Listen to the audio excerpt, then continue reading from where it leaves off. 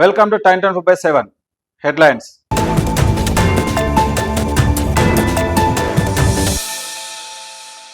Neat re exam లో NDA మరో నిర్వాకం. నాగ్పూర్ విద్యార్థికి అబుదాబిలో సెంటర్. స్థానిక కేంద్రాలు ఎంచుకున్నప్పటికీ విదేశాల్లో సెంటర్ ఇవ్వడంతో విద్యార్థి కుటుంబం షాక్. విద్యార్థికి పాస్పోర్ట్ కూడా లేకపోవడంతో తీవ్ర ఆందోళన. కాంగ్రెస్ నేత జోక్యంతో సాంకేతిక లోపం అంగీకరించిన ఎన్డీఏ.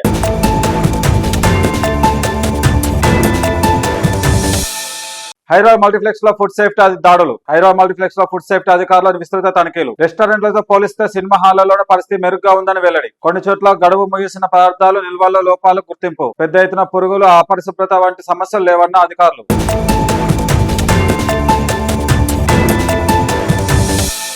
ఫిన్లాండ్ లో తెలుగు విద్యార్థి అదృశ్యం. కేంద్రానికి హైకోర్టు నోటీసులు. ఫిన్లాండ్ లో 40 రోజులు కనిపించకుండా పోయిన హైదరాబాద్ విద్యార్థి మన్దీప్ రెడ్డి కొడుకు ఆచూకీ కోసం హైకోర్టు ఆశ్రయించిన తల్లిదండ్రులు. కేంద్ర ప్రభుత్వం ఎంబసీ విచారణ ఇవ్వాలని హైకోర్టుకు నోటీసులు. మే 5న తల్లితో చివరిసారిగా మాట్లాడిన మణిదీప్.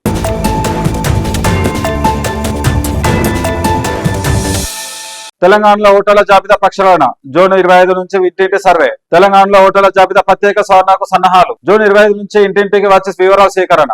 సుమారు 25 ఏళ్ల తర్వాత జరుగుతున్న అతిపెద్ద కసరత్తు. సన్నద్ధతపై అధికారులతో సీఈఓ సుదర్శన్ రెడ్డి సమీక్ష.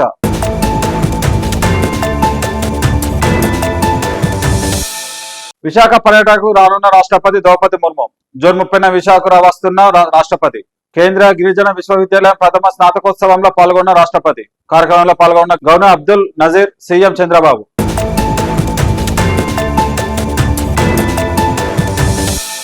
ఐరాస వేదికపై వాగ్వాదం. నోరు మూసుకోండి అంటూ ఇజ్రాయెల్ రాయబారి ఆగ్రహం. ఇజ్రాయెల్ రాయబారి డానన్ ఆగ్రహం. ఐరాస ప్రత్యేక ప్రతినిధి ప్రమీలా పాటెన్ రాజీనామాకు డిమాండ్. నివేదికపై ఐరాస అధికారుల వివరణ. మౌనంగా ఉండండి అంటూ వ్యాఖ్యలు. గాజు యుద్ధ నివేదికలపై విభేదాలు.